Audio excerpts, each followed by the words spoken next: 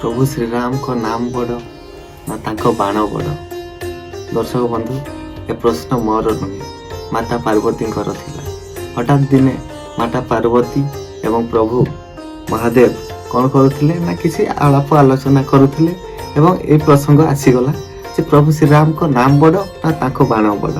महादेव कहले जे तांको नाम बड़, मात्र माता पार्वती एक कथा संपूर्ण रूपे मानि पारिले नहीं। से कहले प्रभु श्रीराम को बाण बड़ कहीं ना प्रभु श्रीराम को बाण जे कि शत्रु को न मारिबा जाए तांको पछा करि थाए एवं तांको मारी सारिले तांको पापरु मुक्त करिदेले से बाण पुणी थरे तांको सरमुना को फेरी आसी थाए। तेणु कि तांको बाण तांको नाम ठारू केमति बा कम हेई पारे, निश्चित तांको बाण तांको नाम ठारू बहुत महान अटे।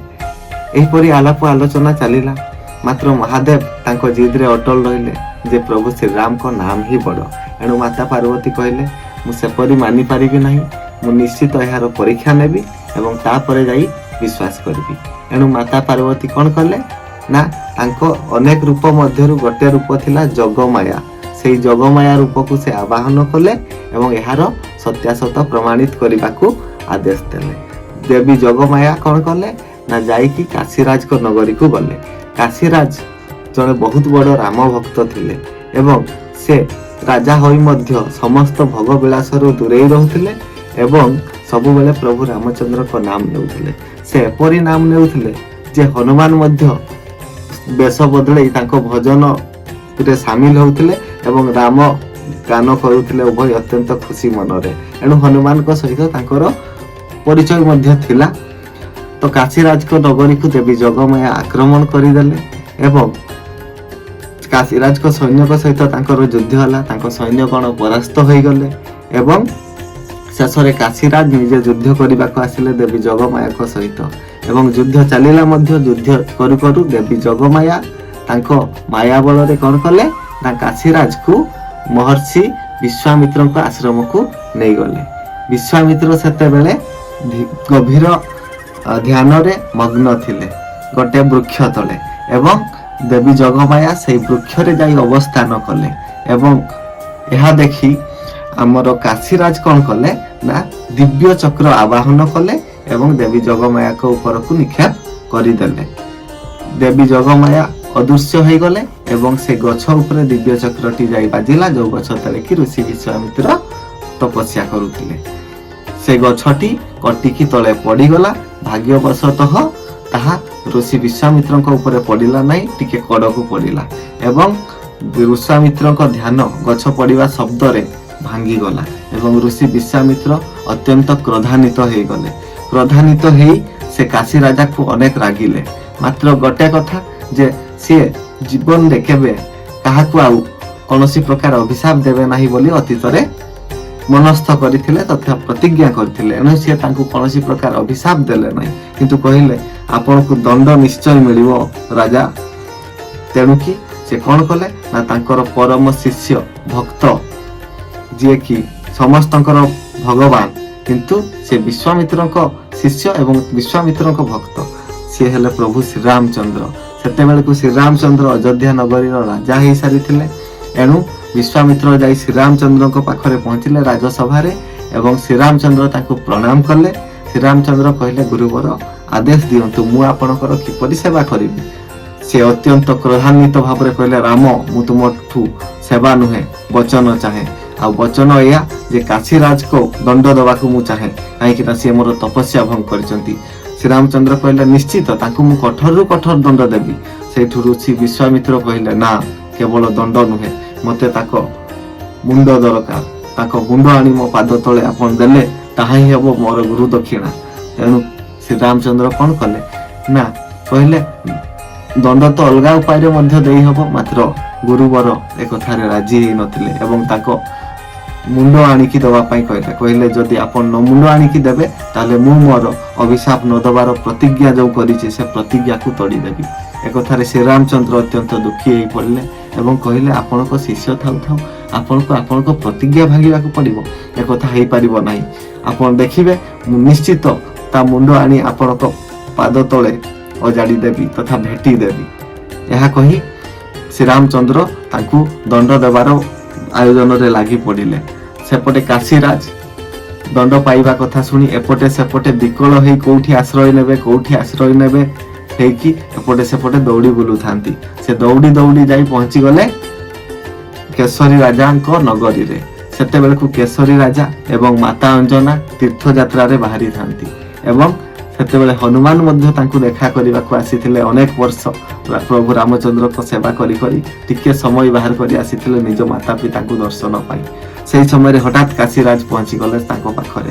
କାଶୀରାଜ ହନୁମାନ ଦେଖି ଚିହ୍ନି ପାରିଲେ ଏବଂ ହନୁମାନ ତାଙ୍କୁ ତାଙ୍କ ପାଖକୁ ଡାକିଲେ ଏବଂ ଏପରି ବ୍ୟସ୍ତ ବିବ୍ରତ ହେବାର କାରଣ କ'ଣ ପଚାରିଲେ ଏବଂ କାଶୀରାଜଙ୍କ ପାଖରୁ ଏ ପ୍ରକାର ସମ୍ବାଦ ପାଇ ସେ ଅତ୍ୟନ୍ତ ଦୁଃଖୀ ମଧ୍ୟ ହେଲେ। ମାତା ଅଞ୍ଜନା କିଛି ବୁଝି ନ ସୁଝି ତାକୁ ବଚନ ଦେଇଦେଲେ ଯେ ମୋ ପୁତ୍ର ଆପଣଙ୍କୁ ନିଶ୍ଚିତ ରକ୍ଷା କରିବ। ସେ ଯିଏ ହେଉଥାଉ ନା କାହିଁକି ମୋ ପୁତ୍ର ହେଉଛନ୍ତି ମହାବଳଶାଳୀ, ତେଣୁ ମହାବଳଶାଳୀ ହନୁମାନ ଆପଣଙ୍କ ରକ୍ଷା କରିବେ।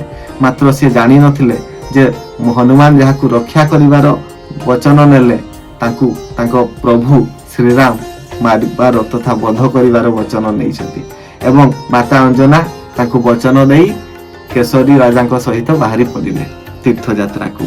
ହନୁମାନ ଯେତେବେଳେ କାଶୀ ରାଜାଙ୍କ ମୁଖରୁ ସମସ୍ତ ପ୍ରକାର କଥା ଶୁଣିଲେ ସେତେବେଳେ ବହୁତ ଦୁଃଖ ପ୍ରକାଶ କଲେ। କାହିଁକି ନା ପ୍ରଭୁ ରାମଚନ୍ଦ୍ରଙ୍କ ବଚନକୁ ସେ ଭାଙ୍ଗି ପାରିବେନି କି ତାଙ୍କ ମାତାଙ୍କ ବଚନକୁ ଭାଙ୍ଗି ପାରିବେ ନାହିଁ।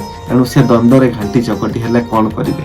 ଏହା ଦେଖି କାଶୀରାଜ ପର୍ବତ ଉପରୁ ଡେଇଁ ଆତ୍ମହତ୍ୟା କରିବାର ସିଦ୍ଧାନ୍ତ ନେଲେ। କାହିଁକି ନା ପ୍ରଭୁ ରାମଚନ୍ଦ୍ରଙ୍କର ମଧ୍ୟ ସେ ବହୁତ ବଡ଼ ଭକ୍ତ ଥିଲେ। ଏଣୁ ପ୍ରଭୁ ରାମଚନ୍ଦ୍ରଙ୍କ ପ୍ରତିଜ୍ଞାକୁ ମଧ୍ୟ ସେ ଭାଙ୍ଗିବାକୁ ଚାହୁଁନଥିଲେ କି ହନୁମାନଙ୍କ ପ୍ରତିଜ୍ଞାକୁ ମଧ୍ୟ ସେ ଭାଙ୍ଗିବାକୁ ଚାହୁଁନଥିଲେ। ମାତ୍ର ହନୁମାନ ତାଙ୍କ ଲାଙ୍ଗୁଡ଼ରେ ତାଙ୍କୁ ବଞ୍ଚେଇ ଦେଲେ ଏବଂ କହିଲେ ଯାହା ହେଉନା କାହିଁକି ମୋ ମାତା ବଚନ ଦେଇଛନ୍ତି ମାନେ ଆପଣଙ୍କୁ ମୁଁ ନିଶ୍ଚିତ ରକ୍ଷା କରିବି, ପ୍ରଭୁଙ୍କୁ ମୁଁ ବୁଝେଇବି। ପ୍ରଭୁକୁ ବୁଝେଇବା ପାଇଁ ସେ ଅଙ୍ଗଦକୁ ପଠେଇଲେ। ମାତ୍ର ସମସ୍ତ ପ୍ରକାର ପ୍ରଚେଷ୍ଟା ବୃଥା ହେଇଗଲା। କାହିଁକି ନା ପ୍ରଭୁ ରାମଚନ୍ଦ୍ର ତଥା ସମସ୍ତ ରଘୁବଂଶୀ ଏଥିପାଇଁ ପରିଚିତ ଯେ ରଘୁକୁଳ ରୀତି ସଦା ଚାଲି ଆଇ ପ୍ରାଣ ଯାଏ ପର ବଚନ ନା ଯାଏ। ପ୍ରଭୁ ରାମଚନ୍ଦ୍ର ମଧ୍ୟ ଅତ୍ୟନ୍ତ ଦୁଃଖୀ ହେଲେ ହନୁମାନଙ୍କ ପ୍ରସଙ୍ଗ ଶୁଣି ଯେ ସେ ଯାହାକୁ ମାରିବାକୁ ଚାହୁଁଛନ୍ତି ହନୁମାନ ତାକୁ ବଞ୍ଚେଇବାର ପ୍ରତିଜ୍ଞା ତଥା ବଚନ ନେଇଛନ୍ତି। ଏଣୁ କିନ୍ତୁ କିଛି ଉପାୟ ନ ପାଇ ସେ ଯୁଦ୍ଧ କରିବାର ମନସ୍ଥ କଲେ ହନୁମାନଙ୍କ ସହିତ ଏବଂ ବାନର ସେନା ତଥା ପ୍ରଭୁ ଶ୍ରୀରାମଙ୍କ ରାଜସେନା ମଧ୍ୟରେ ଯୁଦ୍ଧ ହେବାର ମନସ୍ଥ ହେଲା। ଯଥା ସମୟରେ ବାନର ସେନା ଏବଂ ପ୍ରଭୁ ଶ୍ରୀରାମଙ୍କ ସେନା ଯୁଦ୍ଧର ରଣଭୂମିରେ ଆସି ଉପନୀତ ହେଲେ ଏବଂ ଦୁଇ ସେନା ମଧ୍ୟରେ ଯୁଦ୍ଧ ମଧ୍ୟ ହେଲା। ମାତ୍ର ଏ ଯୁଦ୍ଧ ଦେଖି ହନୁମାନ ଅତ୍ୟନ୍ତ ଦୁଃଖୀ ହେଲେ। ଇଏ ହେଉଛନ୍ତି ପ୍ରଭୁ ଶ୍ରୀରାମଙ୍କ ସେନା, ସେ ବାନର ସେନା ହୁଅନ୍ତୁ ବା ଅଯୋଧ୍ୟା ନଗରୀର ସେନା ହୁଅନ୍ତୁ, ଉଭୟ ମାତା ସୀତାଙ୍କୁ ରକ୍ଷା ପାଇଁ ଏକ ହେଇ ପ୍ରଭୁ ରାମଙ୍କ ନେତୃତ୍ୱରେ ଯୁଦ୍ଧ ଲଢ଼ି ରାବଣ ଭଳିଆ ରାଜାକୁ ପରାସ୍ତ ତଥା ନିହତ କରିଥିଲେ ଏବଂ ଲଙ୍କା ନଗରୀକୁ ମଧ୍ୟ ଧ୍ୱସ୍ତ ବିଧ୍ୱସ୍ତ କରିଦେଇଥିଲେ। ତେଣୁକି ଦୁଇ ସେନାଙ୍କ ମଧ୍ୟରେ ଏଭଳି ଯୁଦ୍ଧ ଦେଖି ହନୁମାନ ସହ୍ୟ କରିପାରିଲେ ନାହିଁ ଏବଂ ତାଙ୍କୁ ଅନେକ କଷ୍ଟ ହେଲା। ସିଏ ତାଙ୍କର ପ୍ରଚଣ୍ଡ ରୂପ ଧାରଣ କରି ପ୍ରଭୁ ଶ୍ରୀରାମଙ୍କ ସେନା ମଧ୍ୟରେ ଛିଡ଼ା ହୋଇଗଲେ ଏବଂ କହିଲେ ଯୁଦ୍ଧ ବନ୍ଦ କରନ୍ତୁ। ତାପରେ ପୁଣି ଲଘୁ ରୂପ ଧାରଣ କରି ଶ୍ରୀରାମଙ୍କୁ ପ୍ରଣାମ କଲେ ଏବଂ କହିଲେ ପ୍ରଭୁ ଏ ସମସ୍ୟାର ଗୋଟେ ସମାଧାନ ଅଛି। ସେ ସମାଧାନ ହେଉଛି ଯେ ଆପଣ ନିଜେ ଆସି ମୋ ଉପରକୁ ହତିଆର ଚଲାନ୍ତୁ, ମୋତେ ବଧ କରିଦିଅନ୍ତୁ, ଯାହାଫଳରେ ନା ଆପଣଙ୍କ ବଚନ ଭାଙ୍ଗିବ ନା ମୋ ବଚନ ଭାଙ୍ଗିବ।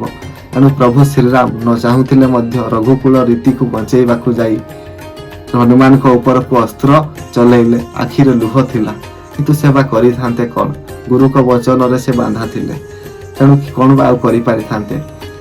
ବାଣ ଚଲେଇବା ପୂର୍ବରୁ ହନୁମାନ କ'ଣ କଲେ ନା ଚେଷ୍ଟା କରିଥିଲେ ଶ୍ରୀରାମଙ୍କ ସହିତ କିଛି ସମୟ ସାମ୍ନା କରିବା ପାଇଁ, କିନ୍ତୁ ତାଙ୍କ ହତିଆର ଉଠିଲା ନାହିଁ ତାଙ୍କ ହାତରେ।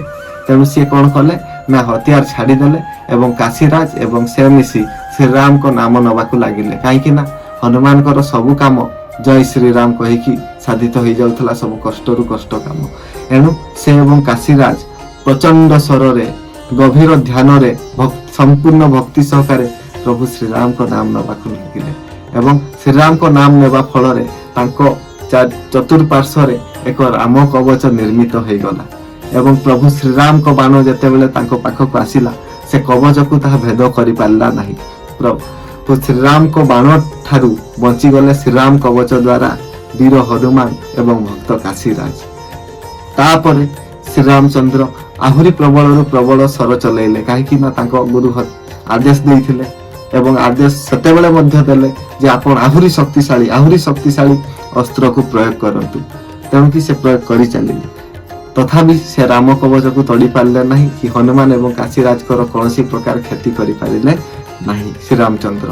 ଏବଂ ସେଥିରେ ଶ୍ରୀରାମଚନ୍ଦ୍ର ଖୁସି ମଧ୍ୟ ହେଉଥିଲେ ଯେ ମୋ ଭକ୍ତ ମୋ ନାମ ନେଇକି ମୋହରି ବାଣରୁ ରକ୍ଷା ପାଇଯାଉଛନ୍ତି। ମାତ୍ର ତାଙ୍କ ଗୁରୁ ଆଦେଶ ଦେଲେ ଆପଣ ସମ୍ପୂର୍ଣ୍ଣ ମନ ଦେଇକି ଯୁଦ୍ଧ କରୁନାହାନ୍ତି, ଆପଣ ଆହୁରି ଶକ୍ତିଶାଳୀ ତଥା ଘାତକ ଅସ୍ତ୍ର ପ୍ରୟୋଗ କରନ୍ତୁ କାଶୀରାଜ ଏବଂ ହନୁମାନଙ୍କ ଉପରକୁ। ଏହା ଶୁଣି ସେ ଅନ୍ୟ ଉପାୟ ନ ପାଇ ପ୍ରଚଣ୍ଡ ଶକ୍ତିଶାଳୀ ଅସ୍ତ୍ର ବରୁଣ ଅସ୍ତ୍ରକୁ ସେ ତାଙ୍କ ସରମୁଣାରୁ ଆବାହନ କରି ଛାଡ଼ିଲେ ହନୁମାନ ଏବଂ କାଶୀରାଜଙ୍କ ଅଭିମୁଖରେ। ହନୁମାନ ଏବଂ କାଶୀରାଜ ଆହୁରି ପ୍ରଚଣ୍ଡ ରୂପରେ ପ୍ରଭୁ ରାମଙ୍କ ନାମ ଜପ କରିବାକୁ ଲାଗିଲେ ଏବଂ ବରୁଣ ଅସ୍ତ୍ର ମଧ୍ୟ ପ୍ରଭୁ ରାମଙ୍କ କବଚକୁ ଭେଦ କରିପାରିଲା ନାହିଁ। ଶେଷରେ ପ୍ରଭୁ ରାମଚନ୍ଦ୍ର ତାଙ୍କ ହତିଆରକୁ ଛାଡ଼ିଦେଲେ ଏବଂ ତାଙ୍କ ଗୁରୁକୁ ଏକ ଖଡ୍ଗ ପ୍ରଦାନ କଲେ ଏବଂ କହିଲେ, ଗୁରୁବର, ମୁଁ ଆପଣଙ୍କ ବଚନ ରଖିପାରିଲି ନାହିଁ, ଅତଏବ ଆପଣ ମୋତେ ବଧ କରିଦିଅନ୍ତୁ। ମୁଁ ଆଉ ମୋ ଭକ୍ତ ଉପରକୁ ଅଧିକ ପ୍ରହାର କରିପାରିବି ନାହିଁ। ଗୁରୁବର ତାଙ୍କୁ କ୍ଷମା କରିଦେଲେ ପ୍ରଭୁ ରାମଙ୍କୁ ଏବଂ ହନୁମାନ ଏବଂ କାଶୀରାଜକୁ ମଧ୍ୟ। କାହିଁକି ନା ହନୁମାନ ଏବଂ କାଶୀରାଜଙ୍କ ଭକ୍ତି ଏବଂ ଶ୍ରୀରାମଚନ୍ଦ୍ରଙ୍କର ଭକ୍ତଙ୍କ ପ୍ରତି ଯେଉଁ ସମ୍ମାନ ରହିଛି ତଥା ଶ୍ରୀରାମଚନ୍ଦ୍ରଙ୍କର ନାମ ନେଇ ସେମାନେ କିପରି ବଞ୍ଚିଗଲେ ସେଥିରେ ସନ୍ତୁଷ୍ଟ ହୋଇଗଲେ ଗୁରୁ ବିଶ୍ୱାମିତ୍ର। ତେଣୁ ସେ ସମସ୍ତଙ୍କୁ କ୍ଷମା କରିଦେଲେ। ଏହାପରେ ସମସ୍ତ ବାନର ସେନା ଗୁରୁ ବିଶ୍ୱାମିତ୍ରଙ୍କର ଜୟ ଜୟକାର କରିବାକୁ ଲାଗିଲେ। ହନୁମାନ ପ୍ରଭୁ ରାମଚନ୍ଦ୍ରଙ୍କର ଜୟ ଜୟକାର କରିବାକୁ ଲାଗିଲେ ଏବଂ ହନୁମାନ ତଥା କାଶୀରାଜକୁ ପ୍ରଭୁ ରାମଚନ୍ଦ୍ର ଅନେକ ପ୍ରଶଂସା କଲେ, ତାଙ୍କୁ ବରଦାନ ଦେଲେ ଏବଂ ସେହି ସମୟରେ ମହାଦେବ ଏବଂ ମାତା ପାର୍ବତୀ ପ୍ରକଟ ହେଇ କହିଲେ ଏ ଘଟଣା ଦେବୀ ପାର୍ବତୀଙ୍କର ରଚନା ଥିଲା ଏବଂ ସେ ପ୍ରମାଣିତ କରିବାକୁ ଚାହୁଁଥିଲେ ଯେ ପ୍ରଭୁ ଶ୍ରୀରାମଙ୍କ ବାଣ ବଡ଼ ନା ତାଙ୍କ ନାମ ବଡ଼। ଏବଂ ମହାଦେବ ଦେବୀ ପାର୍ବତୀଙ୍କୁ ଚାହିଁ କହିଲେ, ଦେବୀ ଆପଣ ଏଥର ଜାଣିପାରିଲେ ତ ପ୍ରଭୁ ଶ୍ରୀରାମଙ୍କ ନାମ ବଡ଼ ନା ତାଙ୍କ ବାଣ ବଡ଼।